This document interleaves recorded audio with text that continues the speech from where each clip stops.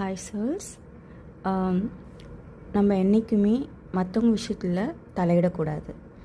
நீங்கள் இறைவனை பார்த்தீங்கன்னா நம்ம அழைக்காமல் நம்மளுக்கு உதவி செய்ய மாட்டாங்க. நம்மளுடைய புண்ணிய கர்மா பாவக்கர்மா தான் வேலை செய்யும். அதுதான் ஜென்ரல் ரூல்ஸ். ஆகையால் நம்ம இன்னொருத்தவங்க வாழ்க்கையில் போயிட்டு அவங்களுக்கான சொல்யூஷன் தரோம், அவங்களுக்கு ஹெல்ப் பண்ணுறோம் அப்படின்ட்டு அவங்க கர்மாவில் போய் விழக்கூடாது.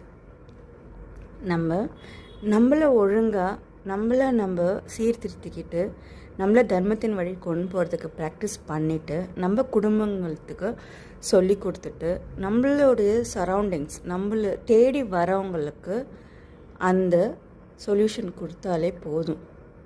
இது ஆன்மீகத்தில் முக்கியமான பாடம். இதை நம்ம செய்யும்போதே நம்ம உலகத்துக்கு பெரிய சேவை செய்கிறோம்.